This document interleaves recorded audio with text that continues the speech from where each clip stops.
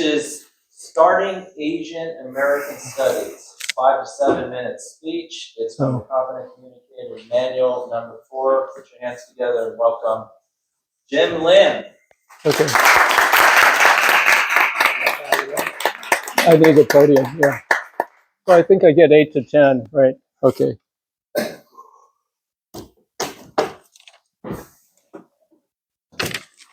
Asian American Studies is the study of Asians living in the U.S., their history, their immigration patterns, their culture, their contributions to the U.S. Let's think about people in our club. Susanna, Yoko, Eileen, Mayron, Venkat, Jen. All of you, what do we have in common? Fabiola as well, who's not here. We're all Asians living in the U.S. About 40 years ago, I believed that I could institute a program in Asian American Studies at UCSD. Nobody else believed me. They didn't even think such a field exists. So I had to market myself. I had to somehow get their attention. And what I did is I made this poster. This poster advertises my course and advertises a keynote speaker in my course, Min Yasui.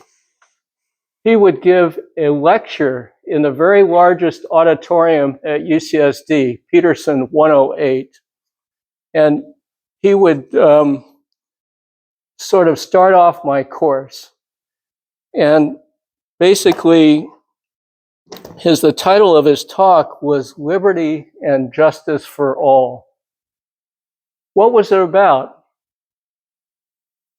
In World War II, Pearl Harbor was bombed by Japan. And at the time, war hysteria broke out. Unbelievable war hysteria.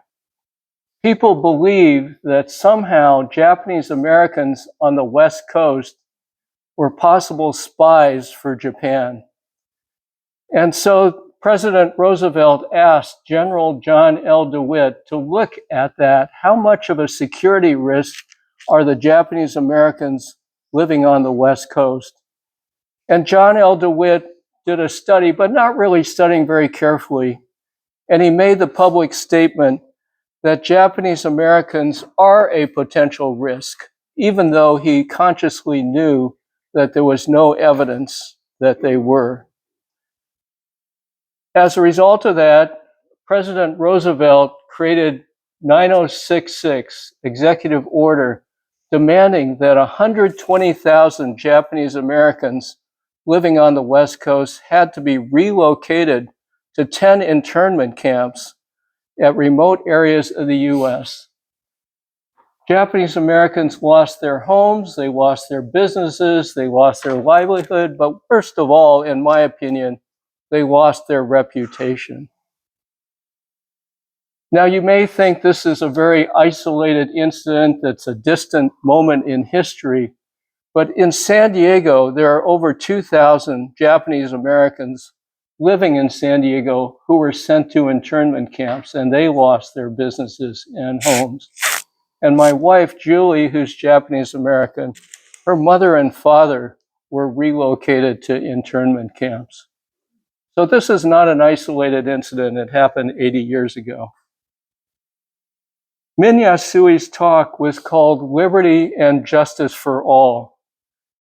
Why did he say that title for a talk? Because the main question that he was addressing is how can 120,000 Japanese Americans be charged and incarcerated without ever charging them or convicting them of a crime?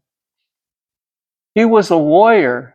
He was the very first Japanese American lawyer to graduate from Oregon Law School. And I bond with him because I was the very first American-born Asian professor to be part of the math department. So we both believed sort of wild things. he believed that he could prove the entire government was wrong.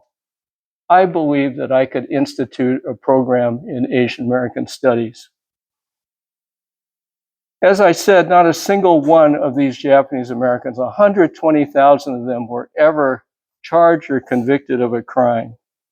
And Min knew the law. He knew that it was illegal to put someone in prison without at least charging them with a crime. What was Min like? He's a tiny man. When he arrived on the campus, I was blown away. He's only 5 feet tall. He's maybe less than 100 pounds. He was impeccably dressed with a coat and tie, slick back, white hair, Coke bottle glasses. Pants were so baggy that they were tied together with an oversized belt. He was just, I thought, oh my God, you know. So here I am in Peterson Hall 108.